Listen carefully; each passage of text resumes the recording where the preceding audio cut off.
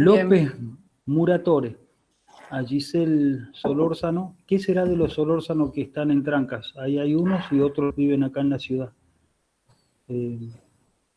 Supongo que deben ser primos o parientes. Iramaín también conozco a varios, pero pueden ser de varias ramas, digamos. Y Sofía Ortiz, ¿qué es de la Ortiz Mena? ¿Puede ser?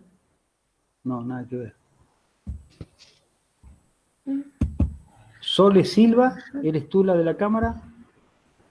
Bien, buen día. Vamos conociendo algunas caras. Los otros están como petrificados, serían de la zona de la Patagonia, el bosque No, petrificado. si todos ponen cámara, nos pone muy pesado la... Sí, me explicaste eso, Cande. Pero estaría bueno, igual es feo, sí, es feo no conocerlos, no verlos.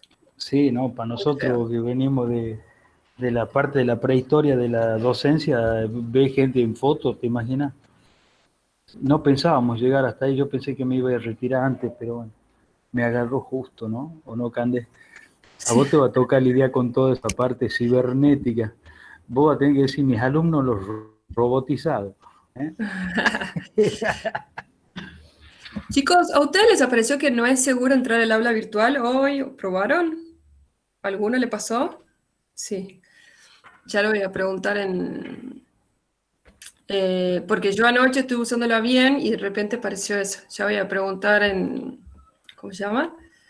¿El A los decanato o a quién? encargados, no, a los encargados del aula virtual, a ver qué pasó. ¿José Porque el es raro. encargado o no? José. No, José es uno de los que están ahí, pero Bien. todo el mundo lo busca a él, pero no, hay varios. Hay Hay varios. varios, o sea, es una Por algo comisión. ha de ser que lo buscan a él, A ver, espérenme ¿no? un segundito que... Espera.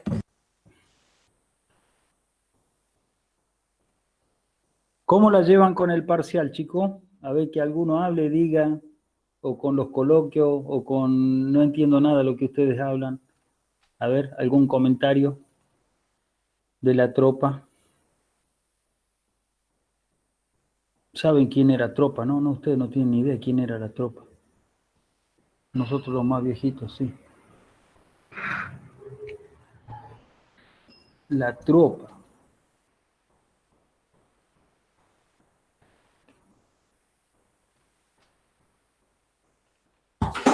Ahí siguen entrando.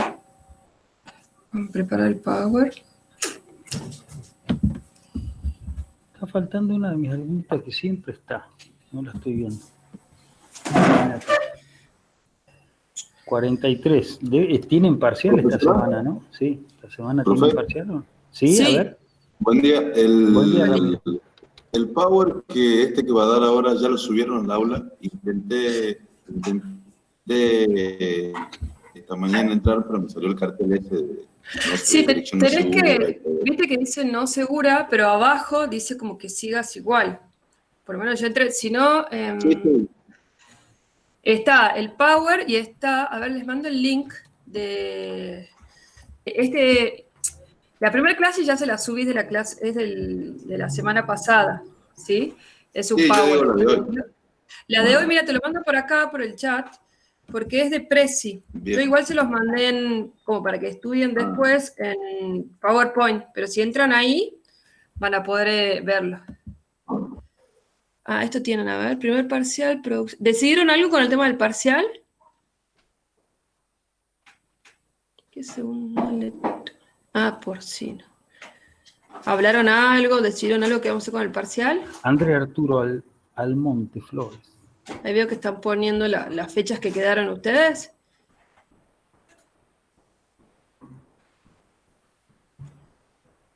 No decidieron nada. Que son simbólicos para escribir, ¿viste? Que sea el día que usted dijo. Bien, o sea, el 19. Bien. Ok, bien, perfecto. Bueno, primero que nada les quiero pedir disculpas por el coloquio. Bueno, hay que aprender a usar estas plataformas. Yo puse las 10 preguntas y parece que donde yo puse el enunciado, era un enunciado que era solo para que lo vea el docente. Y yo pensé que ese era o sea, yo ya había puesto, por ejemplo, brucelosis, diarrea viral bovina, y eso es como cómo se guarda cada pregunta y no era el enunciado propiamente dicho. Entonces ahí yo cometí un error y después no sé cómo puse que solo se vean 4 preguntas. Igual es aclaro de los 93 que habían rendido, 91 estaban... No, pero 91 estaban aprobados, eran 2 desaprobados y yo no puedo desaprobar a alguien que no tiene el enunciado, ¿sí? Así que no era que, la verdad que habían aprobado casi todos y el espíritu de los coloquios es que estudien nomás, ¿sí? Así que, sí, bueno, eso que Santi Heredia, eso le dije que lo decían ustedes, que lo debatan y me vuelvan con... ¿Qué es lo que pasa? Cuando yo muevo un examen, empieza a pasar esto, que tienen mesa, que tienen otros exámenes, como que moverlo es un Tetris, es muy complicado. Entonces, nosotros les damos la opción porque tienen tiempo. Aparte de nosotros nos pidieron que no les tomemos examen en diciembre. Las clases siguen hasta el 18, habíamos dicho, de diciembre, pero nos pidieron que no les tomemos examen porque ustedes tienen mesas también en diciembre, o tienen que empezar a preparar. Entonces, yo no tengo problema en moverlo, pero decídanse ustedes, porque empezar a escuchar el debate ese de qué quiere uno, qué quiere el otro, es medio complejo y menos si no estamos en un aula. O sea, si ustedes vienen y me dicen, tendría que ser ya esta semana decirme, póngalo tal día, yo no tengo, yo y el doctor no tenemos drama, ¿sí? Pero lo tienen que decir ustedes. Tiene que venir o me avisan las 2 delegadas que están en el grupo de WhatsApp o nos avisan acá en la clase el jueves, ¿sí? Pero eso lo tienen que decidir, porque si no nos volvemos locos nosotros. ¿Mm? Así que bueno, no sé si seguir esperando o arrancar. ¿Ustedes sabían que la clase empezaba a 8:30 o algunos creerán que empieza 9 menos cuarto? ¿Saben?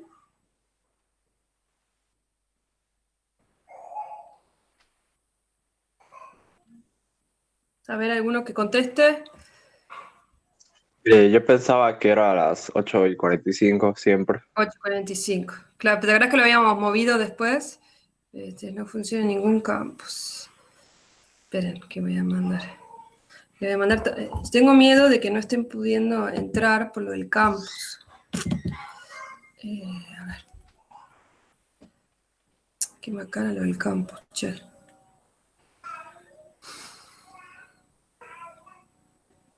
Le voy a mandar acá también el link para que lo peguen. Bueno, ustedes lo pueden compartir a sus compañeros, ¿no? En el grupo. Tienen un grupo de WhatsApp, me imagino. Si pueden, mándenle el link del Meet. Así, si alguno no puede entrar al campus, puede entrar por ahí.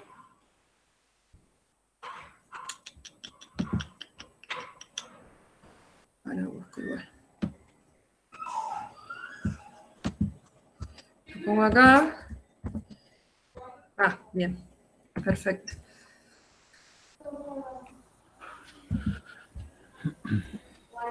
Andrés, ¿tú eres de acá de Argentina o perteneces a otro país? Soy de Perú, profesor.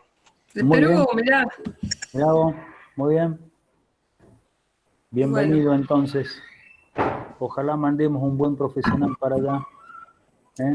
Formemos uno bueno. ¿Qué es la especialidad que te gusta? ¿Grandes, pequeños, equinos?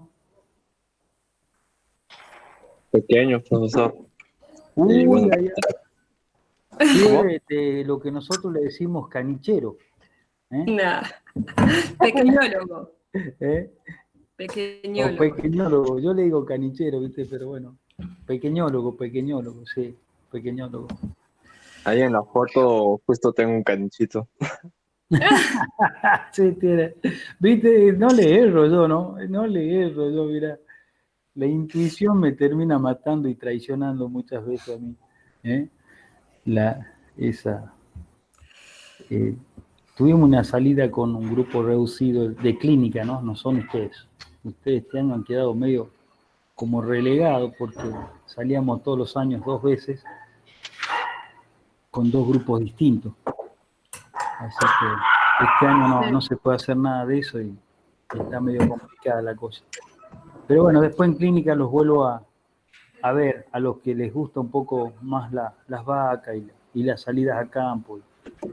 Sobre todo lo hacemos junto con la gente de clínica, junto con el doctor Ramiro Rosa,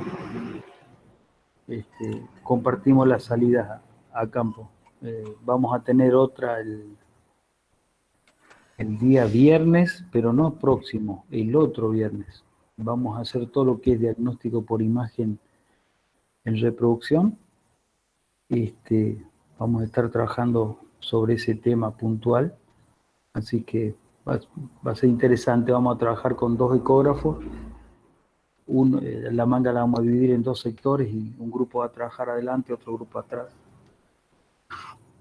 Así que yo creo que vamos a andar más que bien. Es interesante, uno tuvo que aprender, la era del ecógrafo aparece cuando yo ya estaba recibido. Vi mi primer ecógrafo, me vi cuando recién estaba recibido en UNARAS en Buenos Aires. Me acuerdo, era todo un coso ahí. Ahí vi por primera vez un ecógrafo y después recién pude tener mi primer ecógrafo en el 2010, 11 años después de recibido. Y aprendí un poco mirando imágenes y metiéndolo al ecógrafo y tratando de interpretar las cosas. Después aparecieron los cursos para ecografistas. Ya hasta ese entonces le había metido el ecógrafo a 1000 vacas yo más o menos.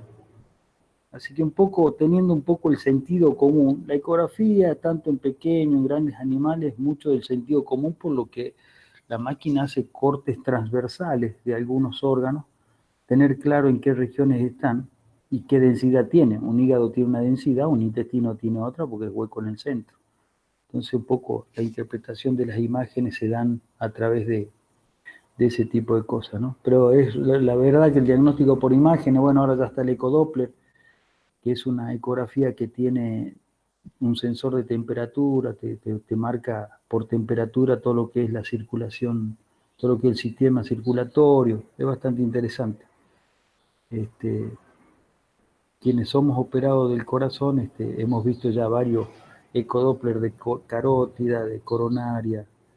La verdad que es realmente interesante la máquina que han logrado diseñar, y supongo que en 10 años más, fíjense que a los bebés prácticamente se les ve la cara, o sea, más o menos tenemos un indicio de la carita que va a tener con la ecografía.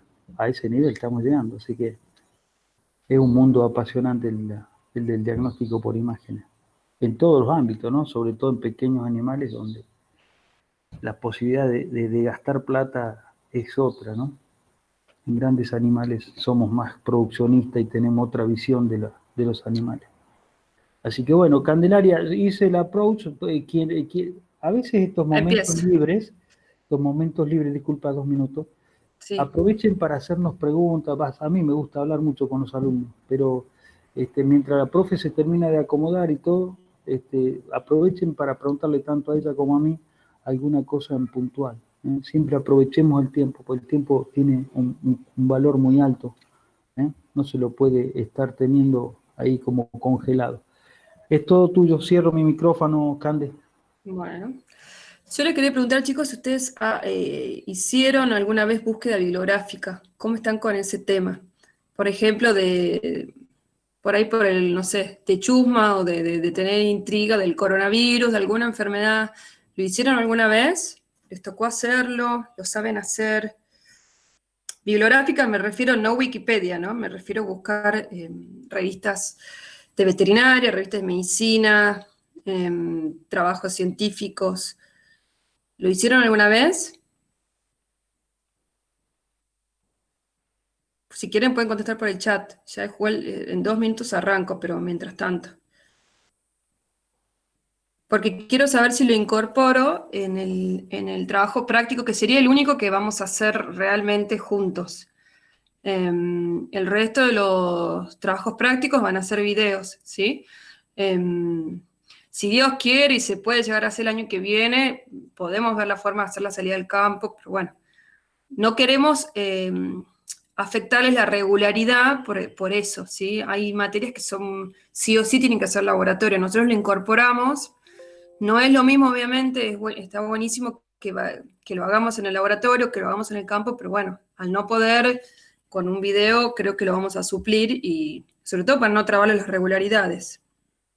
Entonces quería saber si alguno usó esta herramienta de las búsquedas bibliográficas un poco más serio que googlear, ¿me entienden? De que ponerlo en Wikipedia o algo así.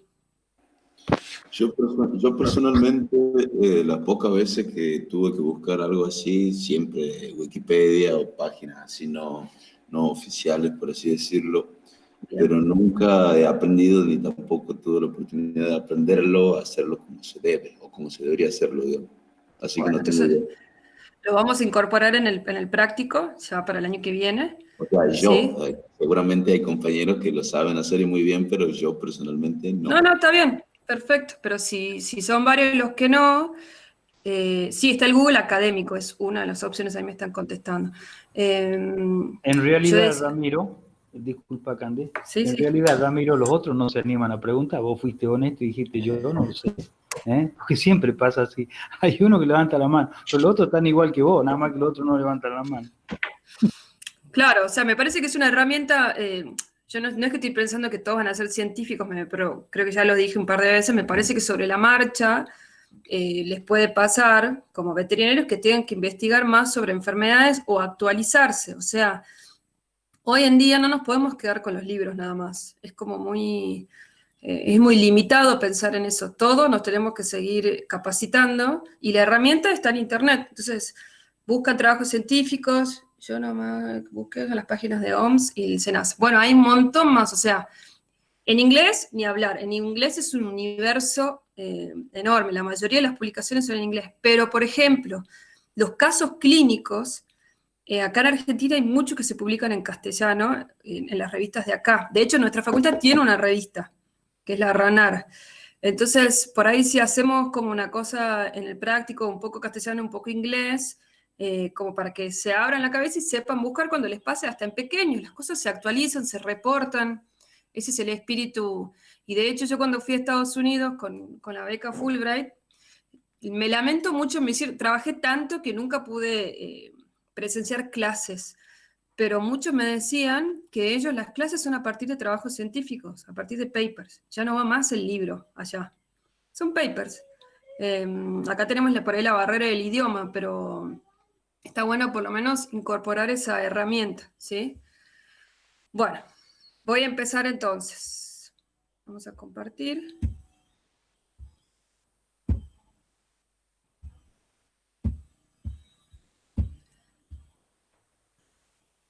Bien.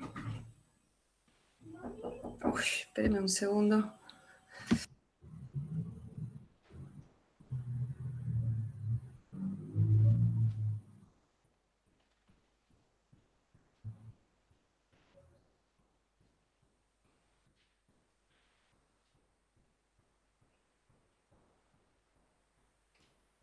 Ahí hay un chico Chueca, Ignacio Chueca, que es del ingeniero Chueca que está en, no sé, es ingeniero y lo conozco, somos bastante amigos, César Chueca concretamente.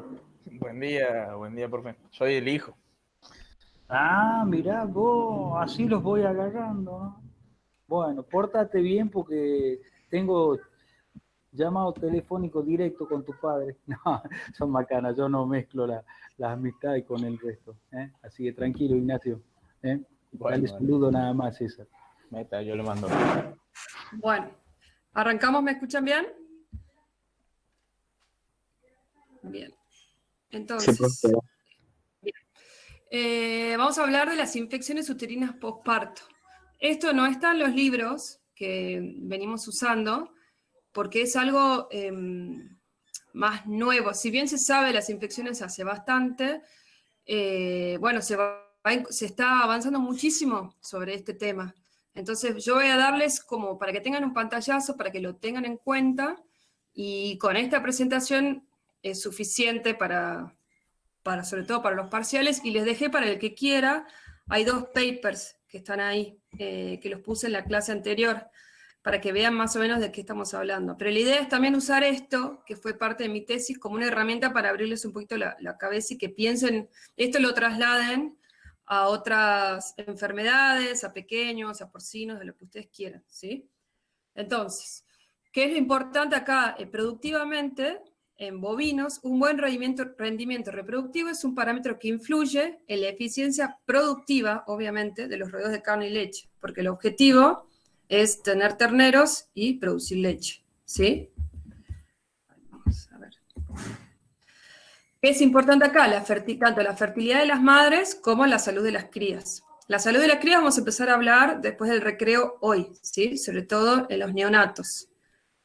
En cuanto a la fertilidad de las madres, siempre se habló qué se hacía en la sanidad del tracto reproductor, cómo se evaluaba. Se hacía un tacto preservicio, como ya lo vimos, se hacían vacunaciones, preservicio y preparto. En el tacto preservicio, estamos hablando más que nada en vaquillonas, bueno, en vacas también, se descartaban animales que tengan alguna malformación, se trataba de pensar en la nutrición, y no mucho más. O sea, no mucho más me refiero a... una herramienta que se empezó a utilizar es el manejo de los microorganismos que están en el tracto reproductor. Siempre se pensó que el útero era estéril, ¿sí? Que, por ejemplo, el tracto digestivo no es estéril, obviamente. Inclusive, antes se pensaba que el pulmón era estéril, no es estéril. Y que la vagina no era estéril, pero el útero sí. El útero no es estéril, ¿sí? Ya se encontraron muchos microorganismos que están habitando normalmente. ¿Cuál es la importancia de la sanidad del tracto reproductor? Que un tracto reproductor sano favorece la preñez, garantiza la gestación y por lo tanto el éxito en el parto, ¿sí?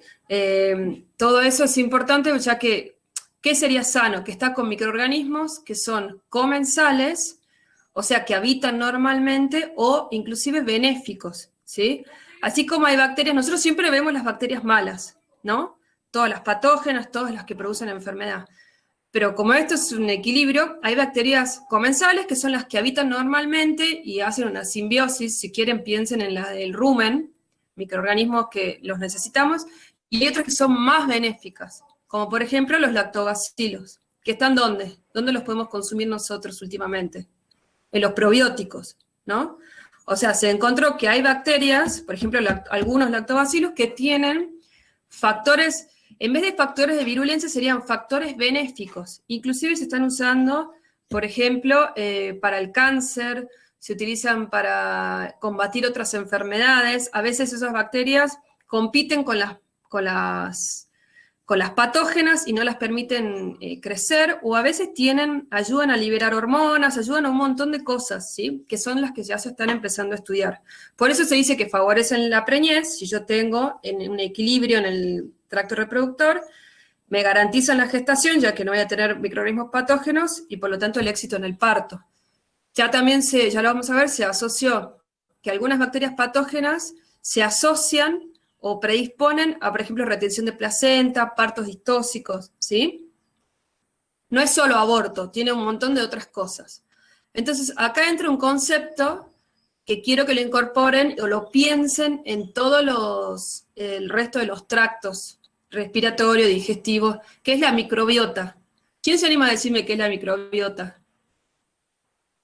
¿Lo vieron ya en alguna otra materia? ¿Leyeron por ahí algo ustedes? ¿Quién sabe qué es la microbiota? Silencio. Bueno, la microbiota son todos los microorganismos que habitan un nicho, o en este caso un tracto, si quieren, pero un nicho se le dice como un lugar. Por ejemplo, la vagina es un nicho, el cuello uterino ya es otro nicho, el útero es otro nicho, ¿sí? Por así decirlo acá. Entonces son todos los microorganismos que habitan normalmente ese nicho o lugar, ¿sí? Que los tenemos todos. Nosotros antes, o sea, por ejemplo, nosotros somos personas, pero nosotros si no tuviéramos los microorganismos que nos habitan en piel, en mucosa digestiva, de vuelta, en útero, no sobreviviríamos, ¿sí? Es como que hay una simbiosis ahí. Y todo esto antes no se sabía nada, porque solo, por ejemplo, nosotros tomamos una muestra y ¿qué era? Veíamos las bacterias cultivables. Significa que a partir de la muestra, yo tomaba una muestra y lo hacía crecer en diferentes medios de cultivo. Y veía las bacterias que crecían. Y digo, bueno, acá hay coli, acá hay salmonella, acá hay brucela, acá hay... Pero ahora, gracias a la PCR, uno toma una muestra, por ejemplo, un hisopado nasal, un hisopado vaginal en mi caso, y eso lo procesás, hay que purificar, se extrae el ADN y se mete con muchos pasos, y que es muy riguroso, se mete en una máquina, hace la PCR, y después se cuantifica un montón de microorganismos que se empezaron a conocer nuevos, que se llama microbiota no cultivable. Significa que eran bacterias que en el cultivo no las veía, ¿sí? Entonces se empezaron a conocer un montón y se puede saber cuáles están y cuantificarlas. ¿Quién está más, quién está menos? ¿Sí? Entonces eso abrió un abanico de posibilidades y un montón de cosas a seguir estudiando, ¿sí? Que son las microbiotas, por ejemplo. ¿Alguien quiere preguntar algo? No. Bueno, la microbiota, se sabe que en el humano la microbiota del tracto digestivo, de intestino, tiene incidencia en el Alzheimer, por ejemplo. Son cosas que se están empezando a estudiar las asociaciones. Por eso mucha gente ahora trata de comer mucho más sano, y bueno, ese es otro tema. Yo estoy tratando de llevarlo a cosas cotidianas, ¿sí? Entonces, la microbiota que se asocia al tracto reproductor bovino ya no es solo la que está en útero en el posparto, sino que se está evaluando, por ejemplo, en vagina, ya desde de una ternera a una vaca adulta y en útero, ¿sí? Eso es a lo que me refiero. ¿Y cómo incide estas bacterias en el éxito en la gestación y en el parto? Entonces, el objetivo, para que recuerden, del manejo reproductivo en bovinos, ¿cuál es? Tener más o menos un ternero por vaca por año. Esto sería más en la pampa, ¿no es cierto, doctor? Así es, básicamente en el rodeo de cría, en la vaca de tambo, que es una vaca que siempre digo yo que viene con el cebador tirado a fondo, es una vaca que siempre viene arriba de las 5.000 vueltas. Quienes entienden algo de mecánica, esto significa un auto acelerado. Vienen tan aceleradas que ellas logran un ternero cada 13 a 14 meses cuando están bien manejadas. A veces la vaca de leche llega a tener 15 meses para tener el próximo parto, porque es un hígado que está siempre a fondo, y ese hígado se tiene que encargar de procesar los alimentos para hacer leche, y a su vez tiene que procesar todos los sistemas hormonales para que active y desactive hormonas que se generan en otras partes del cuerpo. Por lo tanto, el hígado quizás sea la parte más importante que tiene un rumiante, ¿no? En el caso de leche estoy hablando. El de carne, medio que come y le da leche al ternero y se acabó toda la milanesa, ¿no? Y aparte da 8 litros contra 42. O sea que hay un poquito de diferencia en ese sentido.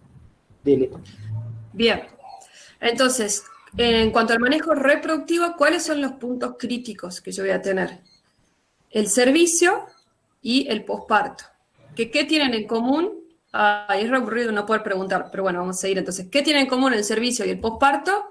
Que en ambos momentos la vagina, sobre todo el cérvix, está abierto y permite que vayan microorganismos de vagina a útero, ¿sí? Porque en el servicio, ustedes saben, cuando la hembra está en celo, también tiene el cérvix abierto. Y en el posparto, por supuesto.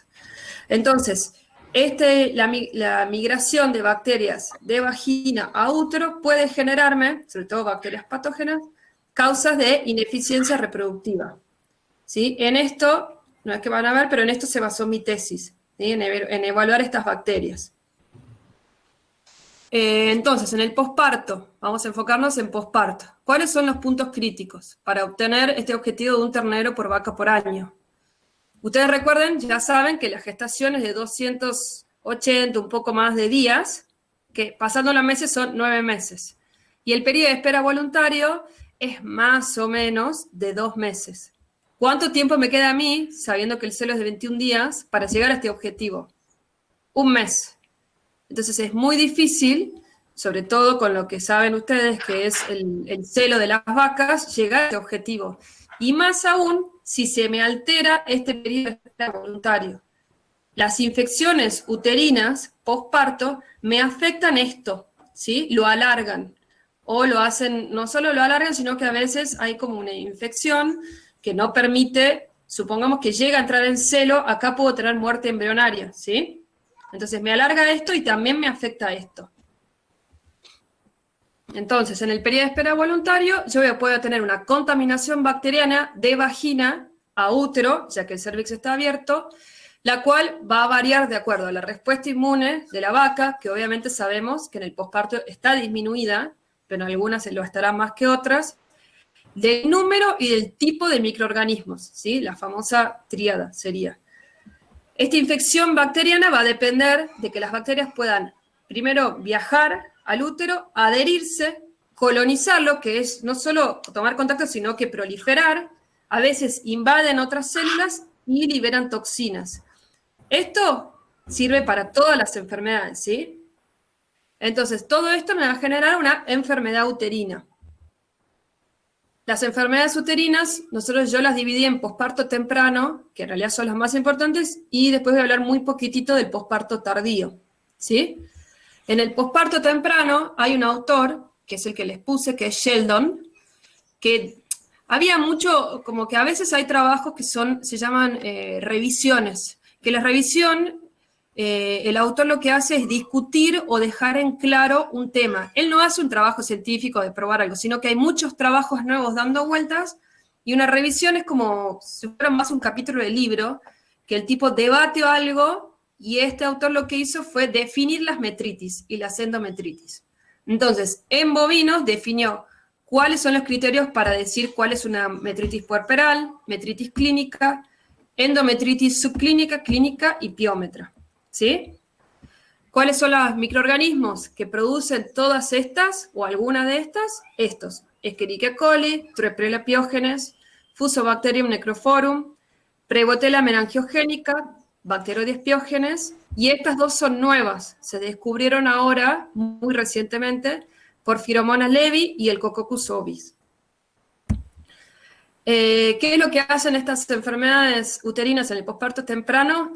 Me aumentan el tiempo de recuperación de la involución uterina, pueden aumentar o retrasar la aparición del primer estro, por lo tanto, que alargan el periodo de espera voluntario, disminuyen la tasa de concepción al primer servicio. Supongan que, bueno, pasa el periodo de espera, entra en celo la vaca, pero la tasa de concepción se ve afectada porque hay problemas hormonales o porque a veces también producen muerte, bueno, ahí sería concepción, ¿sí? Con trastornos hormonales que vamos a ver, me afecta eso. Me puede afectar, aumentar el intervalo entre el parto y la nueva concepción, se ve afectado, lo que me lleva a todo esto a una disminución del número de terneros por vaca por año. Y todo esto me va a afectar y disminuir la performance reproductiva. ¿Sí? Estos son los dos trabajos que creo que colgué. Este define las metritis y estos hablan de las enfermedades, ¿sí? De cada uno de estos agentes. Son dos reviews o revisiones. Bueno, acá están las definiciones. Es para que les quede más o menos. A mí no me gusta poner mucho texto, pero como no está en el libro y en el paper está en inglés, se los puse acá, ¿sí?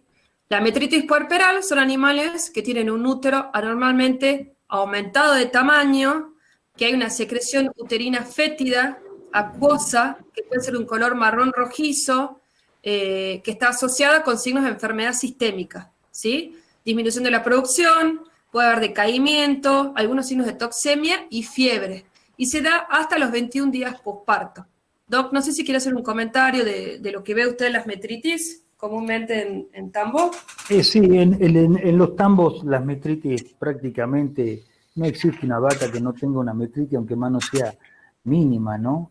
Puerperal propia, digamos. Justamente el viernes estaba revisando y yo había revisado 14 vacas, había 2 que estaban un poquito complicadas, sin estar graves como nos pasa a veces, ¿no? Pero en la vaca de tambo esto es moneda corriente, el tema de las metritis, sobre todo, como decías vos bien en tu presentación, depende un poco de cómo fue ese parto, ¿no? Nuestras vacas en tambo, por ahí los toros que seleccionamos no son los más adecuados y nos producen que hay que hacer una asistencia al parto, y cuando vos metes la mano para hacer la asistencia al parto, esa es una vaca que la espera voluntaria se termina yendo a 90, 100 días, o sea que esa es la vaca que después termina pariendo después de 17, 18 meses, recién vuelve a tener otro parto. O sea que hay una relación directa en cómo fue ese parto a tener la próxima concepción, ya sea por una infección propia que no la supo controlar la vaca o por la asistencia nuestra que no se trabaja en las mejores condiciones de asepsia, ¿no? Se trabaja como se puede. El tema es tratar de que el animal no muera. Y la cría tampoco. Bueno, a veces llega un poco tarde. Pero es un Esto poco... les quería mostrar. Doc, si le quiere ver. Esto sería muestras a partir para diagnosticar mucus vaginal, y que lo fueron clasificando en diferentes grados, ¿sí? El Bien. mucus vaginal posparto. Posparto, sí. ¿Ven Sí, ahí sí, cómo sí. puede variar? Cuando viene bien la cosa, ustedes a los 20 días, el grado 1, ese que ven ahí, generalmente así se lo ven todas las vacas de leche, ¿no? Y la que está complicada ya es el grado 2 y el 3, bueno, estamos bien complicados. Es muy pocas veces en una vaca de tambo ustedes van a encontrar el grado 0. A los 15 días, estoy hablando cuando hacemos, nosotros le decimos flugiarla. Flugiarla es como hacer un masaje en el útero, todavía el cuello permanece algo abierto, generalmente lo hacemos entre el día 5 y el día 13, en ese momento. Ahí está Metricheck, el fierro ese que meten, a mí no me gusta personalmente, yo siempre digo, yo trabajo por recto, yo trabajo por el recto, ¿no? Eso lo ven, perdón, Sí. usted sigue explicando, lo meten por vagina a útero, ven, y lo sacan, es como que carga el contenido y eso se evalúa, no solo por eso, sino también por el olor. Es bastante una porquería, pero bueno, hay muchos trabajos y se usa, por lo menos en Estados Unidos sé que lo usan. No sé usted cuál es su... No, yo directamente lo flujeo a mano, es con un masaje que hago y observo la caída. O sea, nosotros estamos mirando continuamente la vulva, así que por ahí, por eso te digo, cuando flujeamos con la mano. Aparte la mano, a ver, siempre digo que lo mejor es la mano porque la mano recoge una película, toca el tono, toca el tamaño, todo va grabando la cabeza, mientras que ustedes agarran y meten ese fierro y esto que grabó, traje materia purulenta, nada más, es una foto. Lo que yo hago con mi mano es todo un masaje, veo el tono uterino, el grosor de ese tono, el de ese útero, y hago el flujeo hacia atrás y vengo con la carga.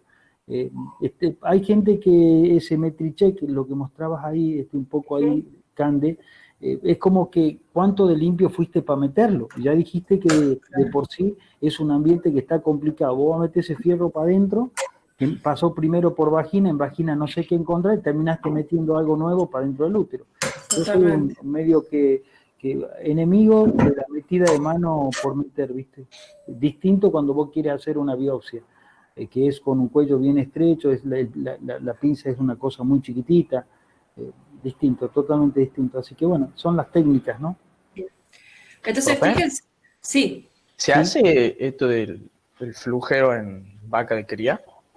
No, el flujeo en vaca de cría no, porque es otro valor el del animal y un poco, puedes hacer en una fase experimental. Suponete, me quedaron muchas vacas vacías, a ver, flujemos un poco a ver qué es lo que está pasando en el posparto, pero es medio complicado, Ignacio, eso, pues es como no viable, ¿no? Vos tienes a veces rodeo de 500, 800 vacas, flujear y paren, ¿qué pasa? Te paren, todas en 3 meses paren todas.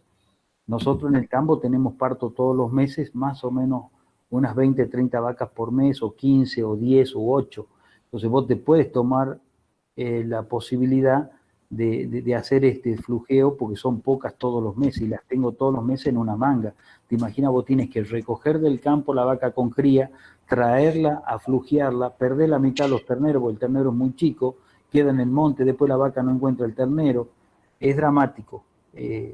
Podemos hacerlo en un caso, Ignacio, de una investigación. A ver, yo quiero investigar no sé qué de la metritis de la vaca. Generalmente Candelaria te lo puede explicar un poco, pero ella trabajaba mucho con vaquillonas, ¿no? Una porque trabajaba con un útero teóricamente estéril, y sin embargo se vio que había una microbiota. Sin embargo, No tanto estéril, sino yo lo que buscaba es que sea, perdón, virgen. O sea, que ya no. Virgen, Me refiero es que no tengo el ruido de otros partos, de alguna cosa. Es como que bien, es la perfecto. primera, ni que nunca la hayan servido ni inseminado, ¿sí? Eso es lo que yo buscaba. Bien, perfecto. Bueno, eso. Entonces, ella podía trabajar con esa categoría porque no tenía el ternero al pie. En cuanto ella pasaba, que lo hizo también, pero cuando pasaba la vaca con crías se le complicaba una enormidad porque el ternero le jodía en la manga, a su vez el ternero se perdía de la madre, era complicado. Entonces, por eso digo, Ignacio, eso no es viable. Perfecto, perfecto. Gracias.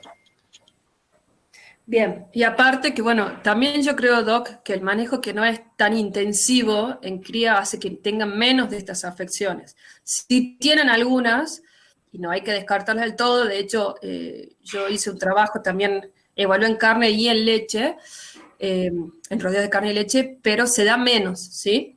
Y es como que ahí es más productivo, ¿viste? Vaca que tiene problemas en el parto, se engorda y Sí, se va, ¿sí? exactamente, sí, sí, es más directo el tema. Sí, coincido contigo, Candelaria, en Bien. eso. Entonces, enfoquen ahí, fíjense que la metritis puerperal no solo es si hay fiebre y signos de enfermedad sistémica, sino que es un útero que anormalmente agrandado. O sea, nosotros estamos en un posparto, 21 días posparto. Entonces, ahí también el veterinario tiene que tener la experiencia de poder discernir entre un útero que está involucionando en un puerperio y algo que quedó anormalmente agrandado, ¿sí? La metritis clínica también tengo un retraso en la involución uterina, secreción purulenta en vagina, pero no hay enfermedad sistémica, ¿sí? ¿Cuál es la diferencia entre metritis y endometritis? A ver, ¿quién sabe? Buena Uno, pregunta. uno afecta, Histológicamente, uno sí, a ver. afecta al miometrio, digamos, y el otro al endometrio. En realidad la metritis afecta solo a la mucosa, ¿sí? O sea, está bien, pero al revés de lo que lo hubieras pensado, ¿sí? Solo el epitelio. Y la endometritis afecta más capas, ¿sí? Por eso es el endometrio. Porque si vos decís, ¿cómo dijiste? Miometrio, no. Sería el epitelio y la endometritis afecta las otras capas, ¿sí? ¿Qué es lo que pasa? La endometritis subclínica también acá lo diferencian mucho por la cantidad de días, ¿sí? Ven que se extiende más, la subclínica hasta 34 a 47 días posparto y la endometritis clínica después de los 26 días. Es como que antes de estos días se lo toma más como, no se la puede diferenciar tanto de la metritis, ¿sí? En cambio, si se perdura un poco más en el tiempo y afecta a las otras capas, se habla de endometritis, ¿sí? Como esto, fueron muchos trabajos que pusieron a punto esto, y acá ahí están evaluando la citología uterina, ¿sí? Entonces dicen que la endometritis subclínica, si es subclínica no hay signos clínicos, cuando hay una mayor de un 18% de neutrófilos en la citología uterina, recolectada, por ejemplo, entre 21 y 33 días después del parto, o más de un 10% de los neutrófilos pasados a los 34 a 47 días, ¿sí? Entonces acá obviamente no hay signos sistémicos y ya es a partir de la citología que uno la diagnostica, porque es subclínica. Lo que pasa que acá es donde hay que hacer el foco. Esto no se diagnostica generalmente, ¿sí? Y esta vaca uno externamente la toma como sana, que ya, acá ya no hay una descarga, porque no estamos hablando de descarga, pero esta vaca tiene problemas, tiene una ineficiencia reproductiva. Ya vamos a ver por qué. Entonces, eso es lo importante, que es el concepto nuevo que les quiero dar. En cambio, la endometritis clínica, hay una presencia de secreción uterina purulenta, por ejemplo, más de un 50% de pus, en vagina 21 días o más después del parto, ¿sí? O una secreción mucopurulenta. En vagina después de 26 días. ¿Entienden? La endometritis clínica, seguiría a estas, ¿sí? O, por ejemplo, a esta porque no hay signos sistémicos. En cambio, esta es la que generalmente no se diagnostica y trae muchos problemas. Y la piómetra es la acumulación purulenta de material dentro del lumen, esto es como en pequeños, con cuerpo lúteo persistente y el cuello uterino cerrado, ¿sí? Esto sería hablando del posparto tardío. Tenemos el síndrome de vaca repetidora de celo, a veces se le dice vaca vacía, ¿sí? Había muchas formas de clasificarla y yo busqué bibliografía que me parezca razonable. Es una vaca que tiene los genitales sanos, sin infecciones clínicas aparentes, pero que no puede concebir después de 3 o más servicios, sin embargo exhibe ciclos estrales normales. Acá hay una cosa importante, es una vaca que ya parió, por eso no es vaquillona, ¿sí? O sea, yo tuve mi vaca, quedó preñada, parió normalmente y después no la puedo volver, después exhibe ciclos estrales normales, pero no vuelve a quedar preñada, ¿sí? Este animal en carne se descarta, ni se duda, ¿sí? Chau. O sea, esto es, en carne, en rodeo de carne son números. No da, se va, se engorda, se va. En leche, quizá, a veces si era buena productora de leche, se trata de hacer algún esfuerzo más, ¿sí? A ver, este síndrome es multifactorial. La nutrición es muy importante, el ambiente, hay varios factores. Pero yo hice foco en mi tesis en las infecciones bacterianas, sobre todo las subclínicas, ¿sí? A ver, porque una infección bacteriana subclínica puede afectarme la fecundación, producirme muerte embrionaria, alterar, ya vamos a verlo, los patrones hormonales y la dinámica del ovario, por lo tanto me disminuye el número de terneros, ¿sí? Y afectando la performance reproductiva. Pero la composición de las comunidades bacterianas en el tracto reproductor, sobre todo en vacas lecheras con este síndrome, nunca, o por lo menos antes de mi tesis, yo no encontré trabajos, y miren que busqué, que la hayan caracterizado. No les voy a hablar de esto porque me parece que es demasiado, es simplemente para que lo tengan en cuenta. Es una categoría que dicen, bueno, no me importa porque se la elimina. Pero bueno, a nosotros nos pareció, con mi director, importante el ver cuáles son las causas, ¿sí? O por lo menos la causa microbiológica. Si hay alguna enfermedad, y sí lo encontré que las vacas con este síndrome había presencia de bacterias comunes de la metritis, ¿sí? Entonces se puede decir que hay bacterias que están afectando este posparto tardío. Eso era más o menos como para que tengan una idea. Que les quiero marcar también, hay cosas que se pueden seguir investigando, ¿sí? No está todo dicho y estas herramientas nuevas abren muchas posibilidades. Bueno, estos trastornos reproductivos, tanto en el posparto temprano como tardío, me disminuyen, como ya dije, la performance reproductiva y pueden estar influenciados por las estrategias de manejo, si es intensivo, si es extensivo, cómo se los alimenta, la edad de los animales, no es lo mismo una vaquillona que una vaca posparto, si hubo o no retención de placenta o partos múltiples, si hubo abortos. Se observa que cuando se hicieron algunos trabajos, se observó, cuando en análisis estadístico, que hubo una asociación entre, por ejemplo, partos múltiples o abortos y presencia de algunas bacterias, ¿sí? Entonces, por ahí todavía no se sabe por qué es culpable, pero cuando encontrás que se asocia, o sea, que la mayoría de las vacas, por ejemplo, con retención de placenta, cuando hacían un muestreo, tenían tal bacteria, y bueno, eso significa, cuando estadísticamente es significativo, significa que está actuando ahí, ¿sí? Que algo está haciendo. Infecciones no solo en el tracto reproductor, sino que a veces en otros nichos, por ejemplo la mastitis puede afectar hormonalmente y afectar la performance reproductiva, o sea, a veces también hay que pensarlo así.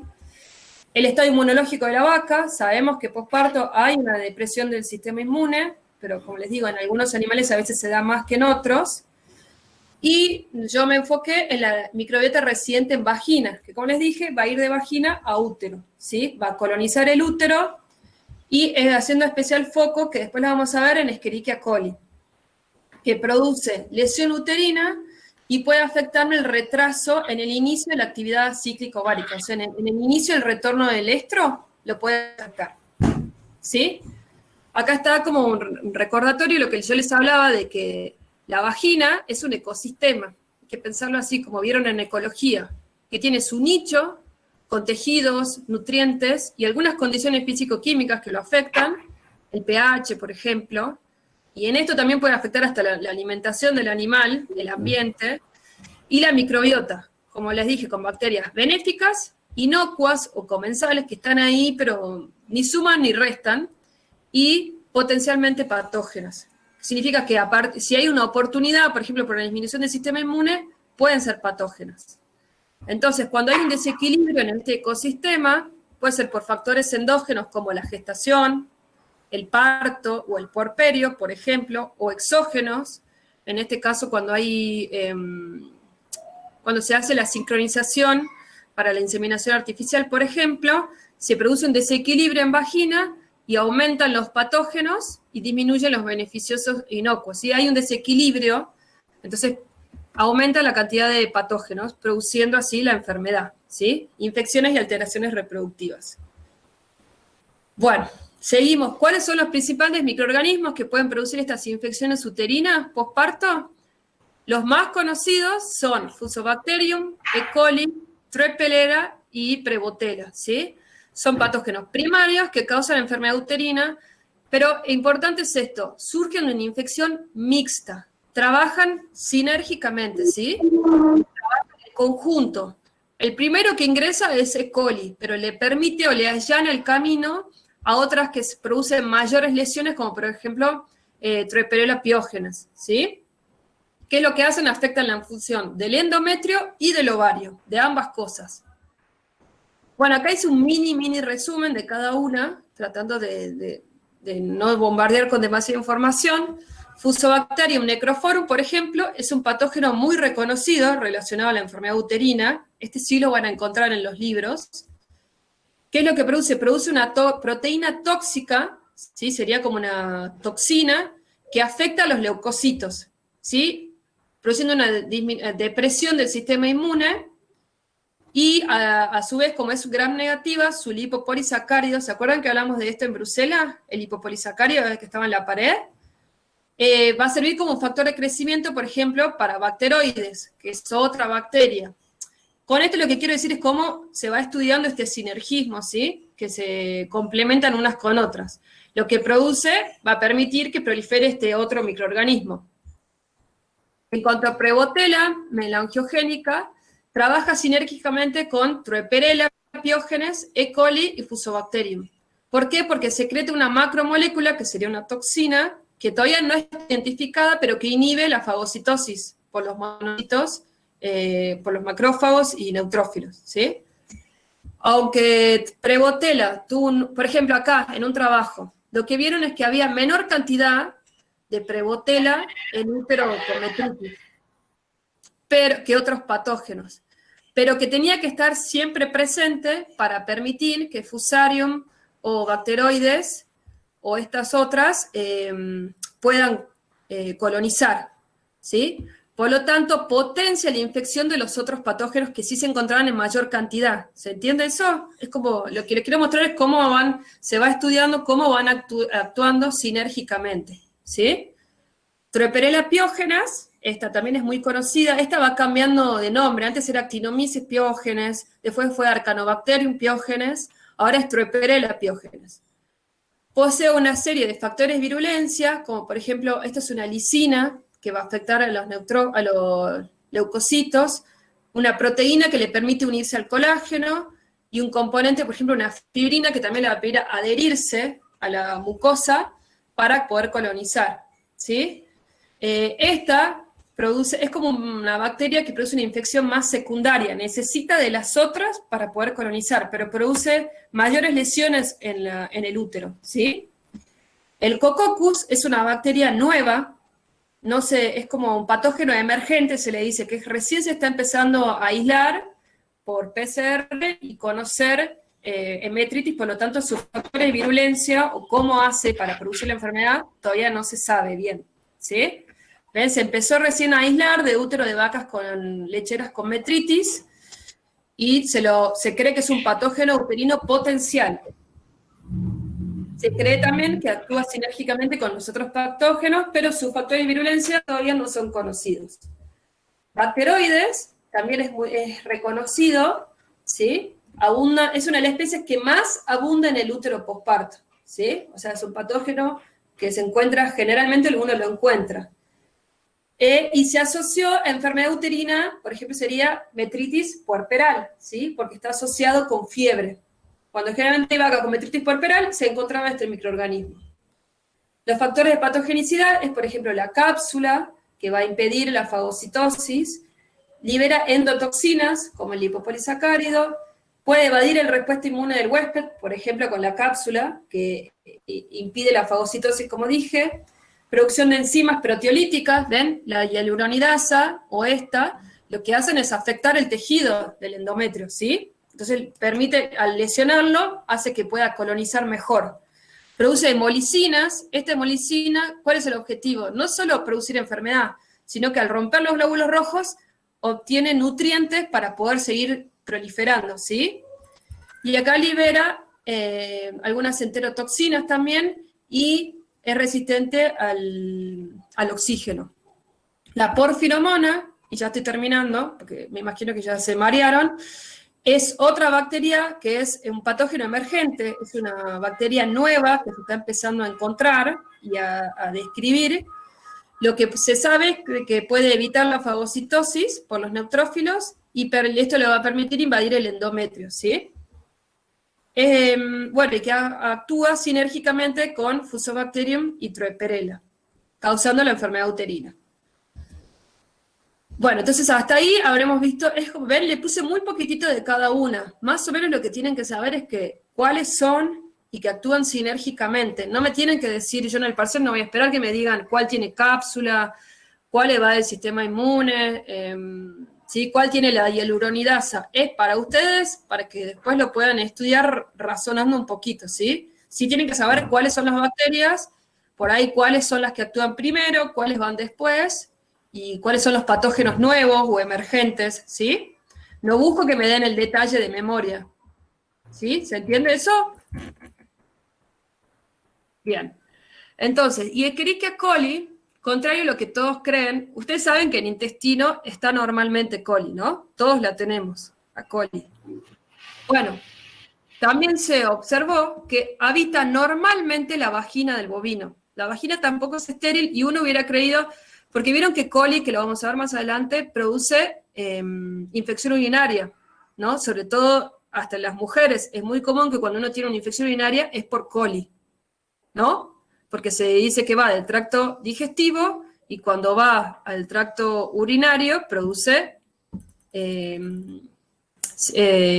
infección urinaria. Bueno, en vagina está normalmente, ¿sí? Entonces, hay algunas de estas que son comensales, como les dije, que habitan ahí y no producen nada, pero se empezó a estudiar y a observar que había algunos tipos que tenían algunas herramientas o factores de virulencia que le permitían colonizar el endometrio y producir metritis, ¿sí? Como que no es solo accidental, que si alguna de estas coli que está en vagina llega al útero, va a producir, sino que hay algunas que están ya capacitadas y a esto se le llamaría una cepa, ¿sí? Una cepa que ya tiene sus herramientas para poder colonizar el endometrio y producir metritis. ¿Entienden el concepto de cepa? Esto también aplica, y por ahí es más fácil, con el coronavirus. Nosotros teníamos un montón de coronavirus que ya estaban en bovino, que estaban en el hombre, que producían gripe, pero hubo una cepa, que son algunos virus que mutaron con algunos factores de virulencia que le permitieron ser más virulento en el hombre y producir esta bellísima enfermedad que nos tiene recontra hartos a todos, ¿sí? Entonces, eso es una cepa. O sea, no es solo, obviamente que surge a partir de la mutación de un virus, pero ese virus no es un individuo, obviamente son muchos y pueden ir cambiando, ¿sí? De hecho, el doctor tenía el comentario, no sé si leyeron el diario, de lo que pasó en Dinamarca. Doc, ¿está ahí? ¿Está Doc? Bueno, ya lo vamos a hablar un poquito más adelante. ¿Vieron Hola, lo de los bisones? ¿Qué me decían? No me estaban haciendo una consulta por teléfono. A No hay ver, drama. dime. Lo de Disculpa. el coronavirus y los bisones. Sí, bueno, ahí se ve que hay una mutación, se le atribuye que los bisones lograron hacer una mutación que le dieron más virulencia al COVID-19, así que bueno, ahí nomás le costó la vida a 1.700.000 bisones, ¿viste? En Dinamarca es esto, son más drásticos ellos para trabajar. Argentina para llegar al rifle sanitario da 370 vueltas, por ejemplo, la última rifle sanitario aplicado acá fue en un brote de aftosa por allá por el año, no me estoy acordando bien, entre el 89 y el 95, en la Patagonia, unos cerdos que vinieron de la provincia de Buenos Aires eran portadores asintomáticos, llevaron la aftosa por debajo del río Colorado, zona libre, sin vacuna, y le costó la vida como a 5.800 ovejas.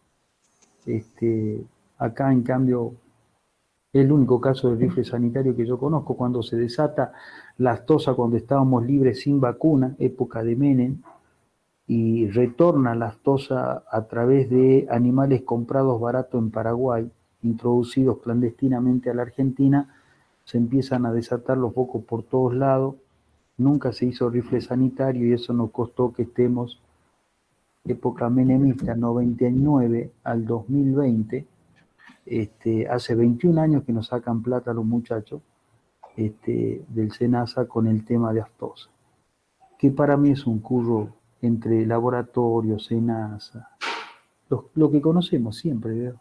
Los productores ya estamos acostumbrados a que cada tanto banquemos varias cosas. Fíjense ahora, la soja llevaba desde el 2012 que no valía más que $312.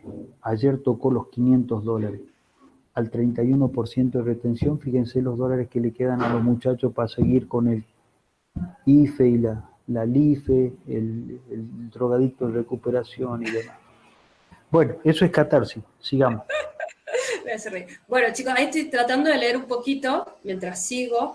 Lo que me preguntás de la endometritis subclínica son criterios que pueden variar según la especie. Ojo, yo te estoy diciendo los criterios de la endometritis en bovinos, basándome en este autor que se llama Sheldon, que es como el recapo de las infecciones uterinas en bovinos. Esto que me decís, el 5%, puede ser un criterio en otra especie o que utilizó otro autor.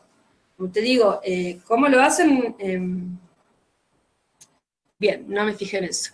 Entonces, otra cosa, por ejemplo, yo empecé a trabajar, trabajé siempre en vagina, ¿sí? Yo me enfoqué en las bacterias de vagina y, por ejemplo, en el posparto, si tenían metritis, si no tenían metritis, pero no pude, es mucho más difícil llegar al útero y todos los trabajos son de útero. A nosotros nos pareció que era más fácil llegar a vagina y no había muchos trabajos. Entonces, si yo te digo que yo ya encontré que en vacas posparto o en algunas vaquillonas ya hay como unas comunidades bacterianas en vagina que tienen mayor proporción de patógenos, y bueno, esa vaca es muy probable que tenga un problema en el parto, ¿sí? O que tenga un problema en el posparto, porque ya tiene colonizada su vagina. En vagina está en equilibrio, pero cuando vaya a útero me va a producir enfermedad, ¿sí? Otra cosa que hicimos, que ahí están los chicos que está muy trunco este año por el COVID, pero tengo un grupito de chicos que hacemos investigación de las vaquillonas, que se las sincroniza. ¿Ustedes vieron cómo se las sincroniza? Que muy resumidamente se pone una esponja en vagina, que tiene una forma de B corta. Esa esponja está 7 días en vagina, es un cuerpo extraño en vagina, ¿sí? Que encima tiene una colita que sale al exterior. Entonces, esa esponjita puede alterarme los microorganismos que están ahí. Y entonces, ¿cómo yo decía si había vaginitis o no? No había publicaciones que me hablen, como en la endometritis subclínica, cuando yo quería ver la vaginitis subclínica. Entonces, tomando muchas muestras, hicimos citología y yo armé un criterio propio, ¿sí? Yo dije, bueno, más de un tanto por ciento de polimorfos, y cuando había, bueno, otras cosas, cómo se veían las células, se armaban como unos colgajos de células, o los polimorfos se juntaban en forma de unos nidos o redes. Yo dije, ahí hay una vaginitis, por lo menos citológica, ¿sí? Y después eso lo contrastaba con si había o no descarga, porque cuando por ahí le estamos por inseminar, ya tienen una descarga en vagina por este cuerpo extraño, ¿sí? Entonces eso yo lo junté, hice un análisis estadístico y lo publiqué. Y me lo dejaron publicar, entonces ya es un criterio, vos lo podés, si querés, citar, ¿sí? Le faltaría hacerlo con 1000 animales, yo tenía 30 animales, como para decir, bueno, lo puedo inferir a más poblaciones, ¿sí? Pero bueno, así se van armando estos criterios, depende de la persona y lo que van haciendo, ¿sí?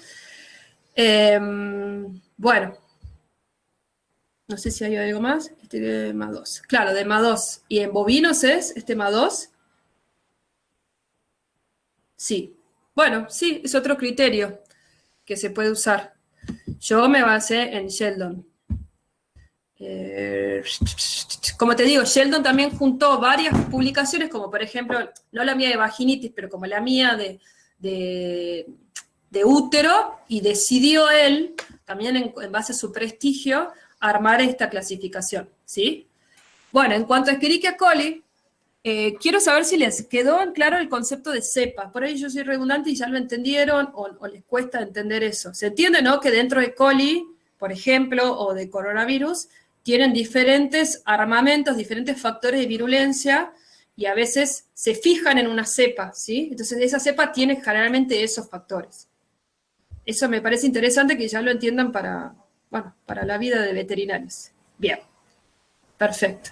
Entonces, por ejemplo, para que les quede claro, con esta coli, yo basé parte de mi tesis también en esta coli, ¿sí? ¿Qué es lo que hice? Tomé muestras, sí, de más de 100 vacas, aislaba de vagina, coli, y me fijaba qué factores de virulencia tenían, ¿sí? De vaquillona, de vaca sana, de vaca enferma, y encontré que hay una asociación, ya había trabajos publicados de que se creía que estaba esta cepa, que es una Escherichia coli patógena endometrial, o sea que tiene herramientas esta cepa para colonizar endometrio y producir metritis. Y encontré que sí, que había una tendencia que tienen, es medio amplio qué factores de virulencia, pero encontré que sí, que hay una asociación, de que se puede hablar de que existe esta cepa, ¿sí?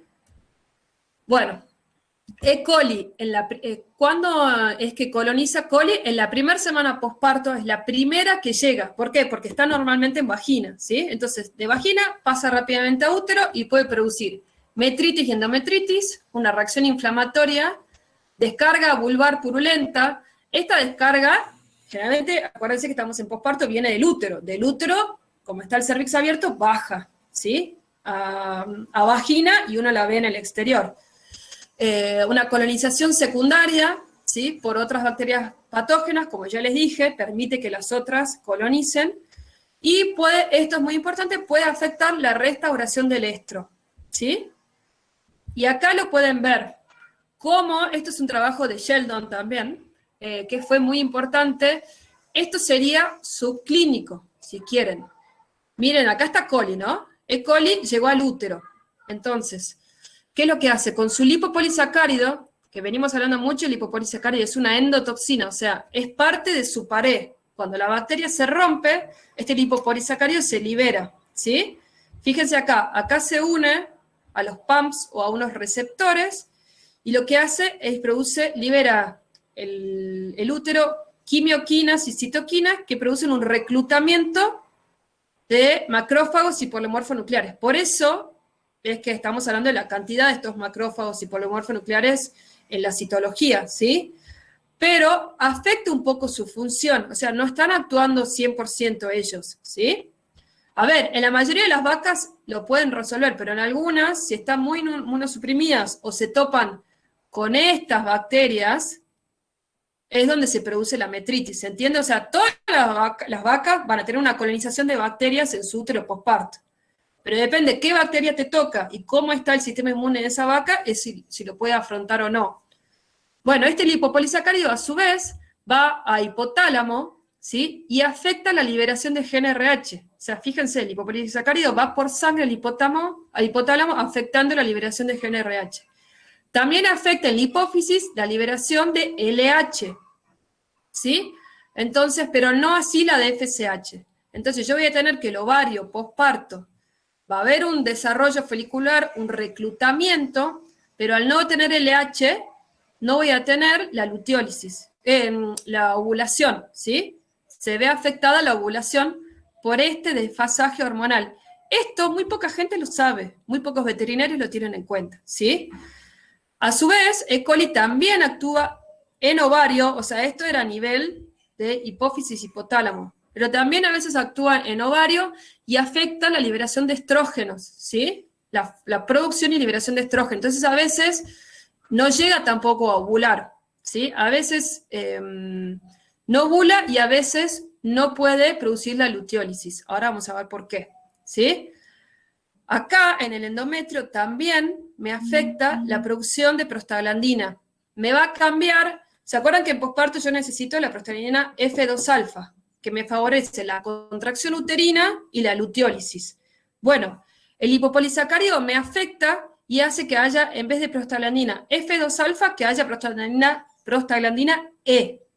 La prostaglandina E no va a fomentar como la otra, la contracción uterina, o sea, la involución uterina, y tampoco al no tener F2-alfa, tampoco voy a tener una luteólisis. Entonces, no tengo ovulación, puedo no tener ovulación, puedo no tener luteólisis, ¿sí? Puedo no tener una correcta contracción uterina e involución uterina.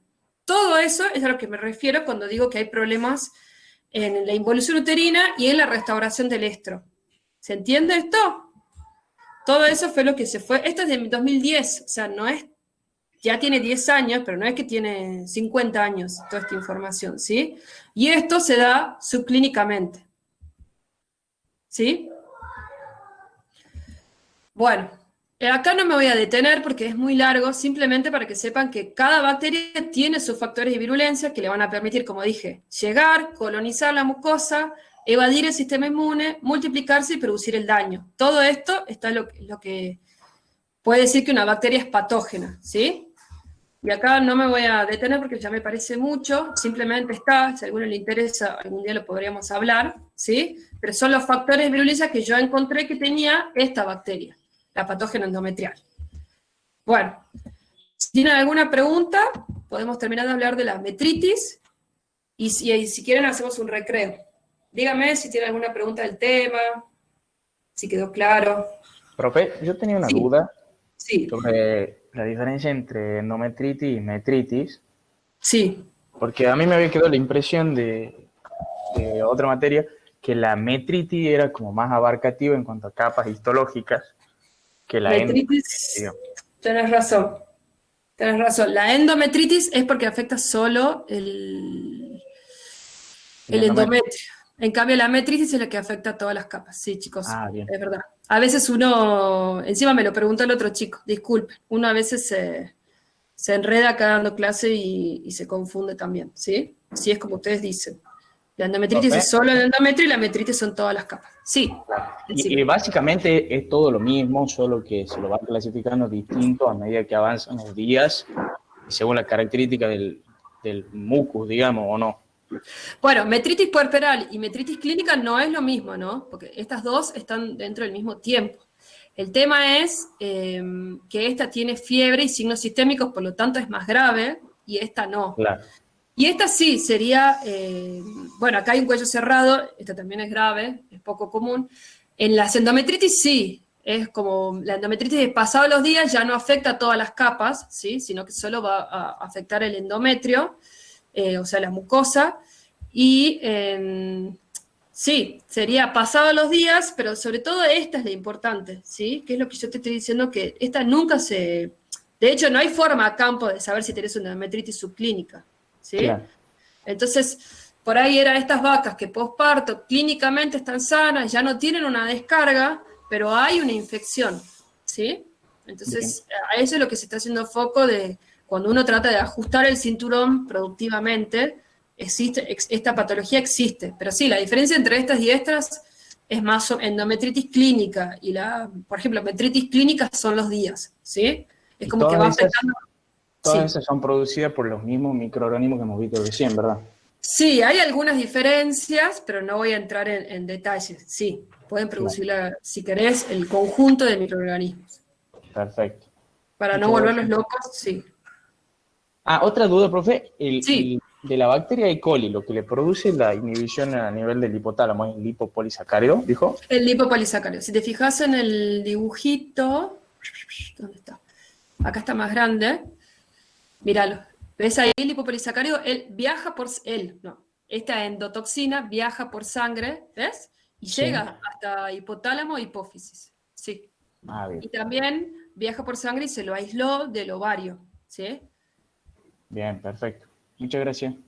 De nada. Ahí lo que Entonces, puedo también sí. aportar es lo siguiente, Ignacio, o sea, hoy en día la ecografía también te muestra una endometritis. Es una imagen que vos la puedes percibir con un buen ecógrafo y en la época que yo me recibí, yo dije que el ecógrafo lo pude tener recién después de 10 años de recibido, me valía mucho de los vaginoscopios con luz.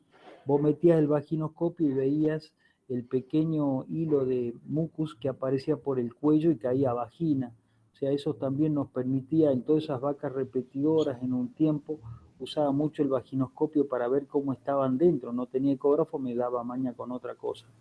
Pero es interesante como métodos auxiliares al diagnóstico directo, porque esto es directo, no hay laboratorio. Yo meto el ecógrafo, veo líquido dentro del contenido uterino y digo, esta está con líquido, o tiene por lo menos una infección a indicio ecogénico. Y la otra es el vaginoscopio, que era previo a tener el ecógrafo. No sé si vale también esa advertencia. O sea que hay una forma de decir, lo que yo palpo, lo que yo toco, el tono de este útero no me convence como otras vacas, yo puedo meter un vaginoscopio y mirar.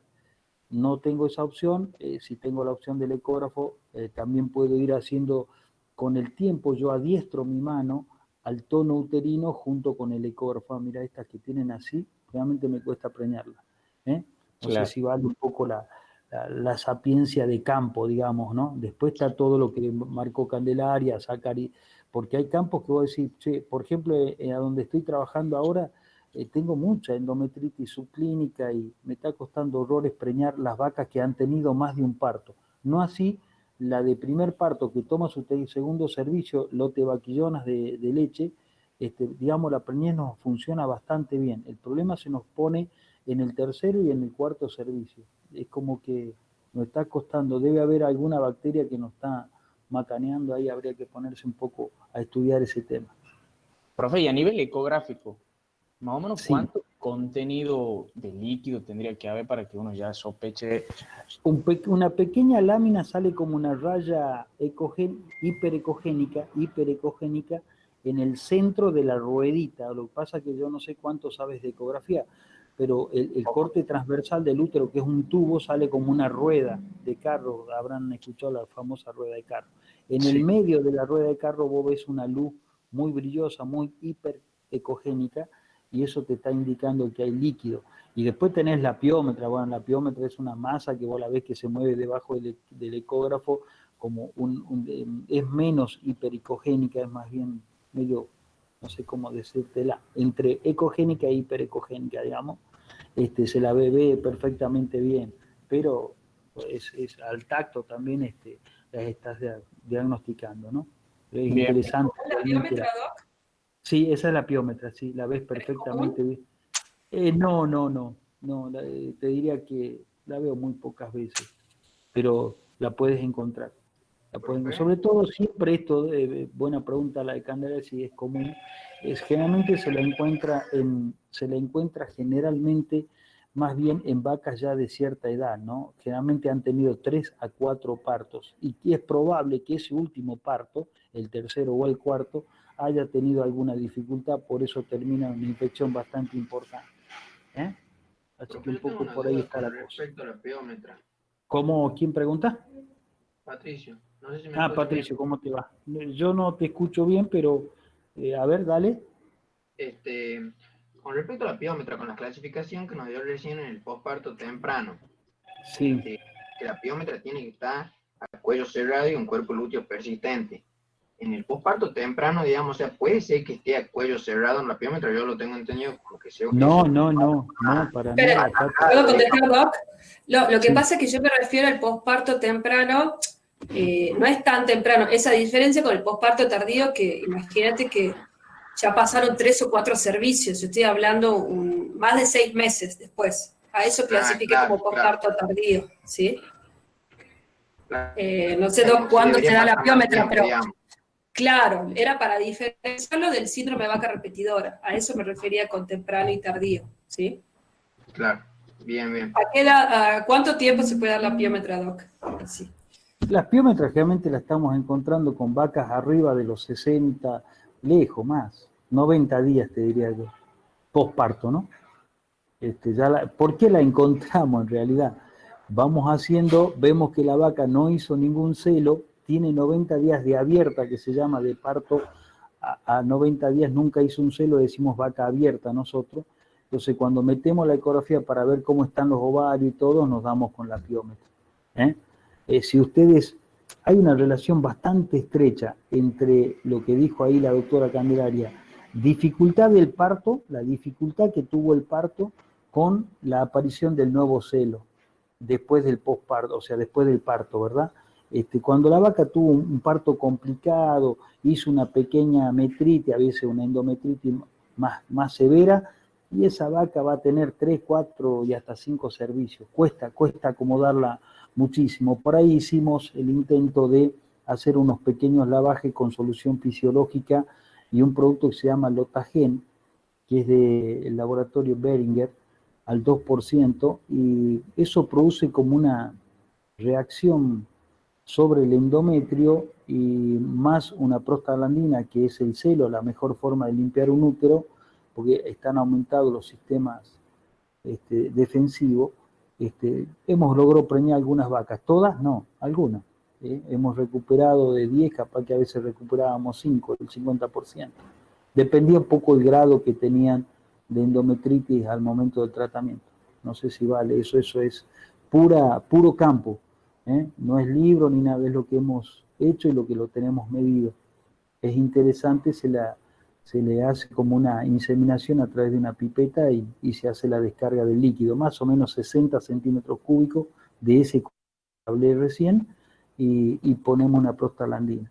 De por sí, cualquier cosa que ustedes ponen en el útero, sobre todo, hace como un despertar del útero en su sistema defensivo inmune. Es lo que he leído hace tiempo ya, allá en el tiempo, cuando me recibí y andaba con estos problemas.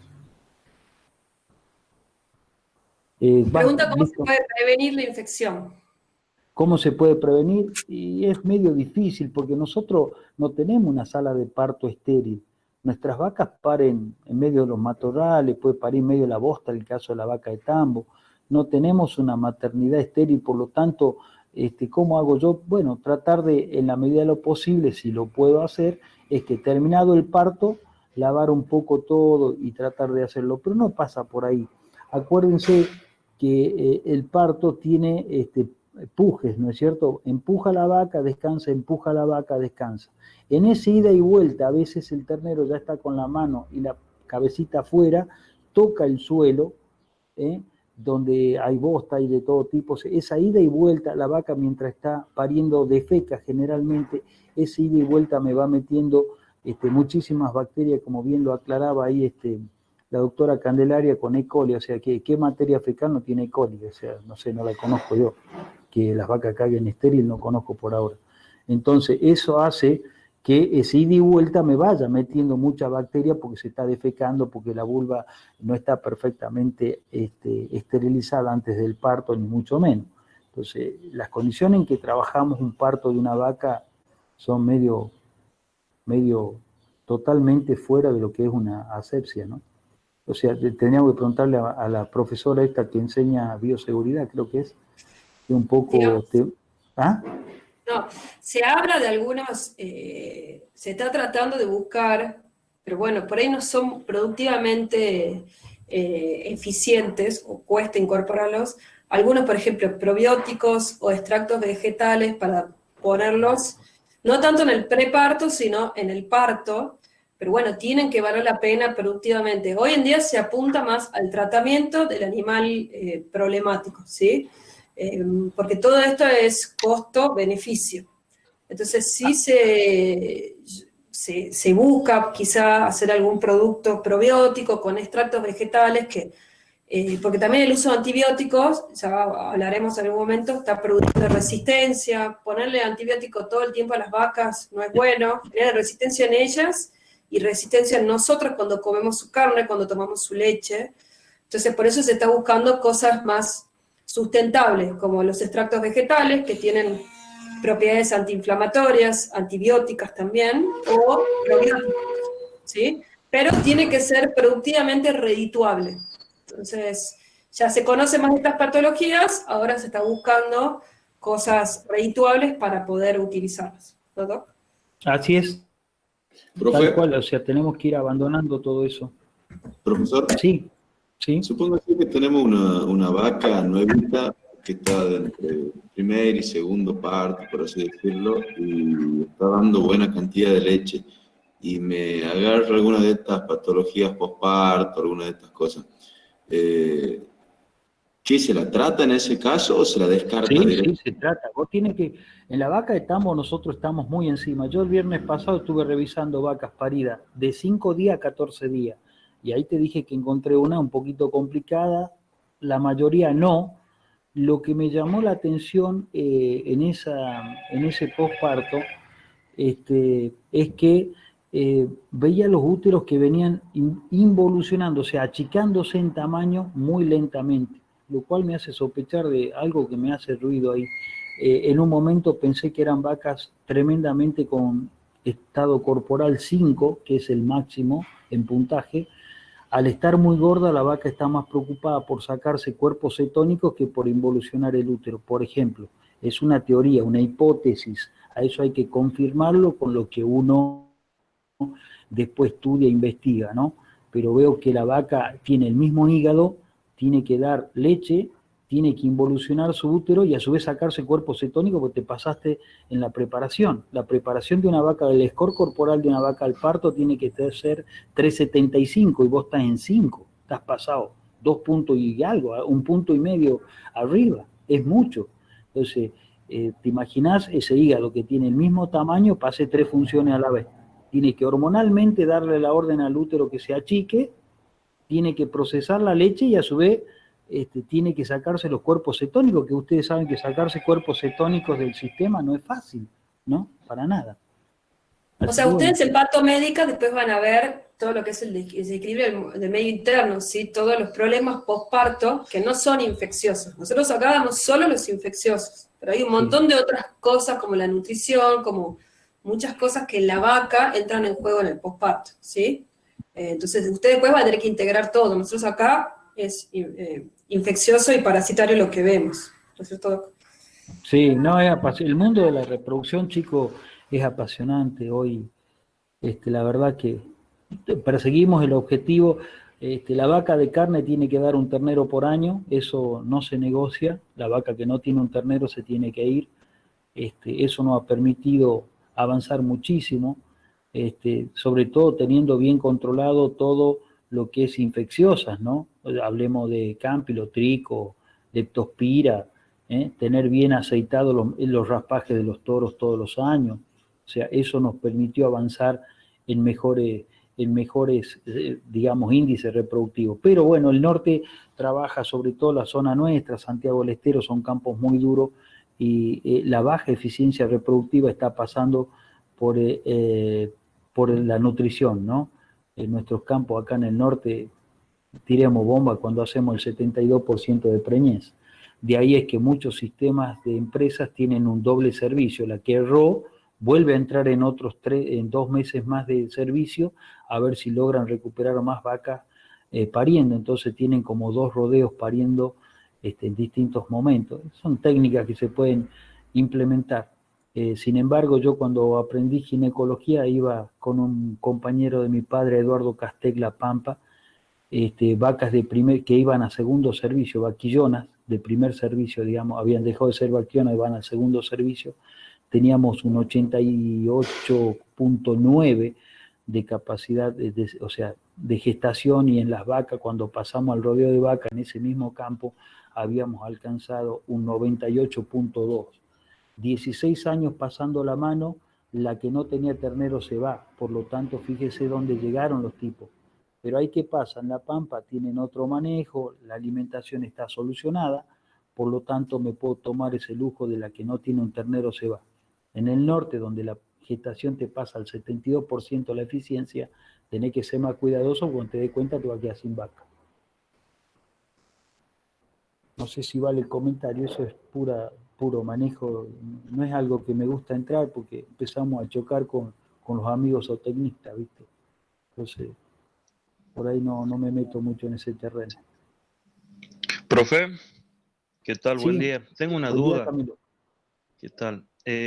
Sobre las Escherichia coli, la única que puede causar, digamos, la patología esta, la endometritis, ¿sería solamente la cepa de Escherichia coli endometrial? ¿O puede haber también una migración de una cepa de Escherichia coli que, por ejemplo, del tracto digestivo? Ya vamos a hablar de eso. Sí, no. Lo que yo te digo es que es una cepa específica para Claro. endometrio. En el intestino no produce nada, ¿sí? Acordate igual que en este caso son bacterias que viven en vagina, ¿sí? Pero sí, son cepas. Ahora lo vamos a ver cuando veamos de vuelta después del recreo. Vamos a hablar bien de coli y sus factores de virulencia en el intestino, en el aparato urinario rápidamente para que entiendan eso, ¿sí? Son cepas que se llaman cepas patógenas extraintestinales. En intestino no producen nada, pero cuando logran llegar a otros nichos, por ejemplo, hay una que produce meningitis, pero en el útero no hace nada. ¿Entendés? Una produce infección urinaria, pero en intestino no hace nada. ¿Entendés? Tienen como el armamento de factores de virulencia específicos para un nicho. Sí. ¿Sí? A ver, Camilo, a mí usted sabe que en clase yo siempre les digo, tratemos de usar el sentido común. Lo usamos poco, te digo, ¿no? Me incluyo. No es que estoy diciendo que ustedes no lo usan. Me incluyo. A ver, hagamos un sentido común. La doctora dijo que vive en vagina. Si yo Sí. te dije que el puje de la vaca va y vuelve, ¿cómo me asegurás vos que la E. coli que estaba en la vagina ya no entró en esa ida y vuelta al útero? ¿Se entiende? A mente que está la bosta de la vaca cuando se va defecando a medida que tiene el parto. O sea que tenemos 10.000 factores que influyen para que esa vaca termine una endometritis si no tiene un sistema inmune acorde para defenderse, ¿no es cierto? O sea que si estaba en vagina, todas las bacterias que ella nombró de vagina, te imaginas, vamos y volvemos. A su vez, es una vaca que ya tiene 4 partos, que le está costando sacar el ternero de adentro, a veces sí, a veces no, o una vaquillona, muchas vaquillonas. Tengo un caso que lo vi el viernes, una vaquita que parió muy joven, parió con 27 meses y hizo una metritis y hoy lleva ya 4 servicios y no la puedo preñar, porque me acuerdo que digo, claro, este animal sí es chiquitito, ¿qué puede parir esto? ¿Viste? Entonces, ahí fíjate, un parto demorado ya se complicó con una no preñez en la segundo servicio, en la segunda gestación. Ya estamos con problemas, ya lleva 3 servicios, el útero está medianamente bien, así que trabajamos ahí con unas hormonas a ver si la podemos terminar de acomodar. Entonces el sentido común me dice, si la doctora nos dijo que normalmente están en la vagina y yo tengo un ternero que va y viene en cada empuje, y si a eso le sumamos el estrés, si a eso le sumamos que tu sistema inmune de esa vaca puntual es malo, lo más probable es que terminemos en un problema. No sé si queda ahí un Claro, poco la más. pregunta mía más que nada era si era la única Escherichia coli o puede haber otras más. No, No. puede haber, a ver, Ya Cande, vos sos más especialista. ahora, después del recreito, que vamos a hacer un cortecito, lo vamos a ver bien en detalle todas las... Porque aparte coli tiene muchas clasificaciones. Yo empecé veterinario en la UBA, después me pasé acá y tuve un teórico entero solo de coli. Entonces yo más o menos les hice un resumen de todas las cepas de coli en bovinos, ¿sí? Porque después en porcinos es otra cosa, en cada uno es otra cosa, ¿sí? Para que les queden claro las cepas patógenas que hay en bovinos, ¿sí? Y sus diferencias. Muy bien, profe, gracias. De nada. ¿Alguna otra Hacemos el pregunta? paréntesis. ¿O alguna Bien. pregunta? Disculpa. ¿Alguna pregunta? Si no, hacemos un cortecito y arrancamos luego. Bien, cortamos 10 minutitos, ¿sí? A las 10:10 seguimos. ¿Mm? Perfecto.